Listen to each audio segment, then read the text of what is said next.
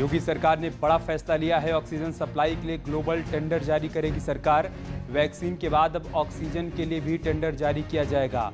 Oxygen tankers के लिए global tender जारी होगा। सीएम योगी ने जल्द टेंडर जारी करने के आदेश दिए हैं।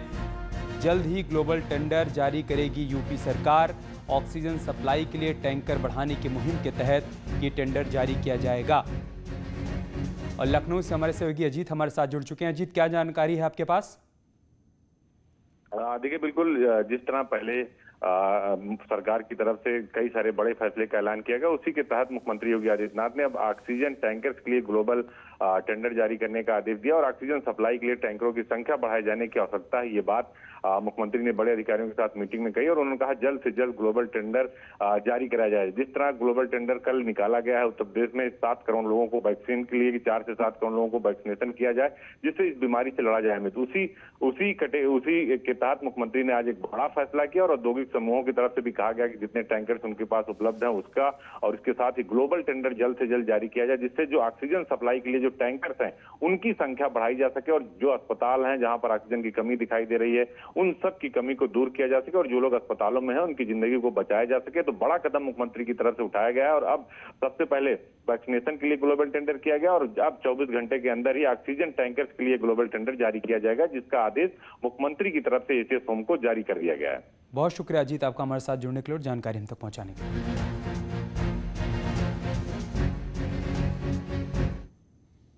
और चलिए अब देखते हैं खबर 1 मिनट, यानी 1 मिनट में खबरों का पूरा विश्लेषण।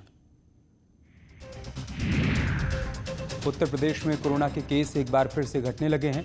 पिछले 24 घंटे में राज्य में 26,780 नए पॉजिटिव केस मिले हैं, जबकि इतने ही वक्त में 28,902 मरीज कोरोना को हराकर डिस्चार्ज हुए हैं।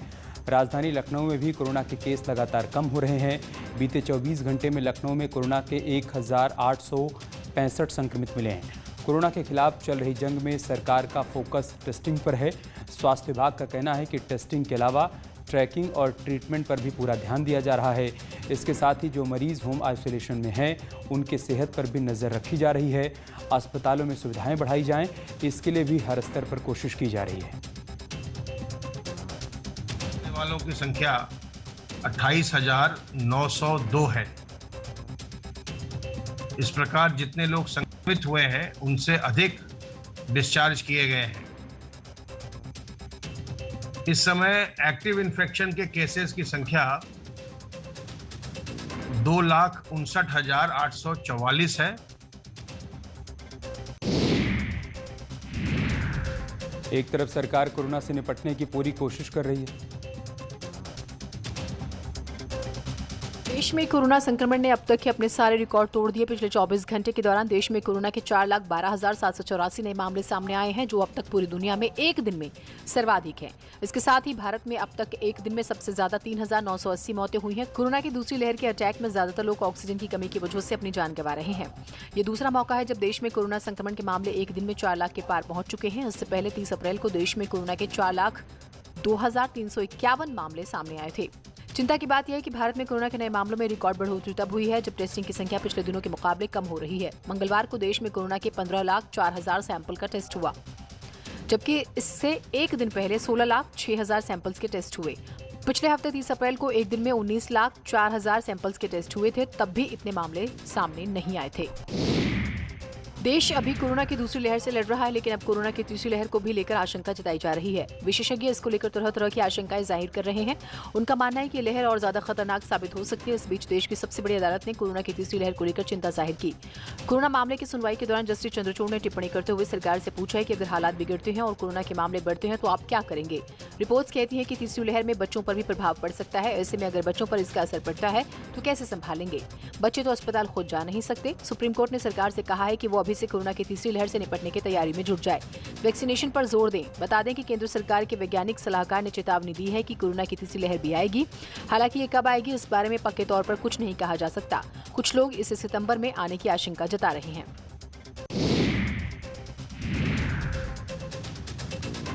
एक तरफ सरकार कोरोना से निपटने की पूरी कोशिश कर रही है, उधर बुलंदशहर में कोरोना टेस्टिंग में लापरवाही का मामला सामने आया है। यहां पंचायत चुनाव में लगे कर्मचारियों को कोरोना जांच के नाम पर विकास भवन में बुलाया गया था, लेकिन जांच के नाम पर स्वास्थ्य विभाग ने खानापूर्ति कर दी। बिना एंटीजन किट के कर्मचारियों की कोरोना जाँच कर ली गई। सभी कर्मचारियों को थर्मल स्कैनिंग के बाद वापस लौटा दिया गया। स्वास्थ्य विभाग के इस रवैये से कर्मचारियों में आक्रोश है।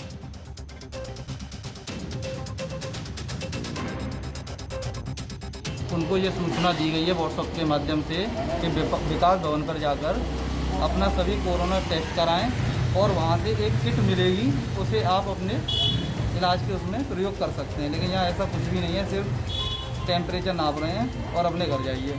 तो उससे ज़्यादा बेहतर स्थिति ये है कि इतने लोगों को एक साथ बिना सैनिटाइज किए हुए ऑक्सीमीटर में उंगली लगाई जा रही है, क्या मतलब है? सिलेक्शन से मैं ड्यूटी करके आई हूँ, उनसे बुखार है मुझे। कल डाला है, हॉस्पिटल में इतनी भीड़ है, यहाँ पे सोचा कम भीड़ होगी, मैं यहाँ पर टेस्ट कराने के लिए आई हूँ। यहाँ पे ना किट है ना कुछ है। कोरोना काल में वाराणसी के लोगों को बड़ी राहत मिलने वाली है। डीआरडीओ यहाँ 750 बेड का अस्थायी कोविड अस्पताल बना रहा है, जो 2 से 3 दिन में शुरू हो जाएगा। इसके लिए डीआरडीओ के कर्मचारी दिन रात जुटे हुए हैं। बीएचयू के स्टेडियम में बन रहे इस कोविड हॉस्पिटल में 250 बेड के 3 ब्लॉक बनाए जा रहे हैं। इस अस्पताल में सभी अत्याधुनिक मेडिकल सुविधाएं होंगी। ऑक्सीजन लगे बेड होंगे। एम्बुलेंस के लिए अलग से ग्रीन कॉरिडोर बनेगा। वहीं अलग से पेशेंट वार्ड, डॉक्टर्स एकोमोडेशन और ड्यूटी रूम भी बनाया जाएगा। इसके अलावा गाड़ियों के लिए पार्किंग की व्यवस्था भी की जा रही है। इस अस्पताल में 250 बेड के 3 अलग अलग जोन बनाए गए हैं, 3 अलग अलग शेड हैं। उसमें एक 250 का शेड पूरी तरह आईसीयू है। उसमें सभी पे वेंटिलेटर, सभी पे सारी व्यवस्थाएं जो जीवन रक्षा के लिए होती हैं वो लगी हुई हैं। बाकी जो 250 के 2 अलग शेड हैं वो प्लेन ऑक्सीजन के बेड हैं। हालांकि उन पे भी बाईपैप का और एचएफएनसी का इंतजाम इमरजेंसी के लिए रहेगा। 50 एचएफएनसी, 50 बाईपैप वहाँ भी मोबाइल यूनिट की तरह रहेंगी। गोरखपुर में पंचायत चुनाव में बुधवार को हुए बवाल के बाद जिला प्रशासन ने 3 वार्ड के चुनाव नतीजे बदल दिए और वार्ड नंबर 60 और 61 से रवि प्रताप निषाद और कोदे निषाद को विजयी घोषित किया। इससे पहले यहां से गोपाल यादव और रमेश को विजयी घोषित किया गया था, जिसके बाद बुधवार शाम गोरखपुर में बवाल हुआ था। उम्मीदवारों की शिकायत के बाद जब नतीजों की जांच की गई तो गड़बड़ी सामने आई। इसके बाद डीएम के आदेश पर सिंचाई विभाग के अधिशासी अभियंता वीरेंद्र कुमार के खिलाफ केस दर्ज किया गया और पुलिस ने उसे हिरासत में ले लिया। मैनुअली जांच में यह सामने आया कि वार्ड नंबर 60 और वार्ड नंबर 61 में गलत प्रत्याशी को विजयी घोषित किया गया है। साथ ही इस पूरे मामले में आरओ की गलती प्रथम दृष्टया सामने आई, जिसके बाद चुनाव परिणाम बदल दिया गया।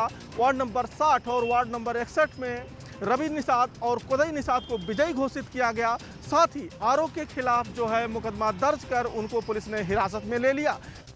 इसी तरह से वार्ड नंबर 45 में भी निर्दलीय को विजयी घोषित किया गया। जांच में ये बात सामने आई है कि यहां रिटर्निंग ऑफिसर ने सही रिजल्ट भेजा था, लेकिन गलती से किसी और ने विजेता घोषित कर दिया। प्रशासन ने अब इस गलती को सुधार लिया है। वहीं पुलिस ने चौकी में उपद्रव करने वाले आरोपियों की पहचान तेज कर दी है और 2 दर्जन से ज्यादा लोगों को हिरासत में ले लिया है। चुनाव नतीजे आने के बाद शायद ही कभी ऐसा हुआ हो कि आरोप प्रत्यारोप का दौर ना चला हो। ऐसे ही कुछ ताजनगरी आगरा में हुआ है। यहाँ बीजेपी के पूर्व सांसद बाबूलाल चौधरी धरने पर बैठ गए। दरअसल वार्ड नंबर 20 से उनकी बहू ने जिला पंचायत का चुनाव लड़ा था। उनके मुताबिक काउंटिंग के बाद उन्हें बताया गया कि उनकी बहू चुनाव जीत गई है, लेकिन जब वो जीत का प्रमाण पत्र लेने पहुंचे तो हैरान रह गए। काउंटिंग खत्म होने के बाद जीत का सर्टिफिकेट बीएसपी प्रत्याशी को दे दिया गया। इसी बात से नाराज पूर्व सांसद बाबूलाल चौधरी अपने समर्थकों के साथ कलेक्ट्रेट परिसर में धरने पर बैठ गए। उन्होंने काउंटिंग में धांधली का आरोप लगाया। इतना ही नहीं, उन्होंने अपनी ही पार्टी के कई नेताओं पर भी गंभीर आरोप लगाए हैं। हम करीबन 150 वोटों से आगे थे। घोषणा हुई कि 150 वोटों से आगे सीमा चौधरी घोषित हो गई। उसके बाद हम लोग घर आ गए। तमाम लोगों ने बधाइयाँ दी और जो आप बता रहे कि मैंने देखा है, वो प्रत्याशी ने खुद गांव में जाकर के पंचायत की है कि मुझे ऐसे जबरन मंत्री ने, सांसद ने कितनी भाषा बोली है वो आपके सामने है। लेकिन पूर्व सांसद के धरने और पार्टी नेताओं पर सवाल उठने से बीजेपी असहज नजर आ रही है। पंचायत चुनाव में खासतौर पर काउंटिंग के दौरान जमकर हिंसा हुई। प्रयागराज रेंज के 4 जिलों प्रयागराज, प्रतापगढ़, कौशाम्बी और फतेहपुर में बवाल के कई मामले सामने आए। सबसे ज्यादा हिंसा प्रतापगढ़ में हुई। यहाँ 9 जगहों पर हिंसा हुई, जिसमें पुलिस ने 62 लोगों को गिरफ्तार किया। दूसरे नंबर पर फतेहपुर जिला रहा। यहाँ पर मतदान के दिन 5 जगहों पर चुनावी रंजिश में हिंसा हुई, जिसमें पुलिस ने 10 लोगों को गिरफ्तार किया।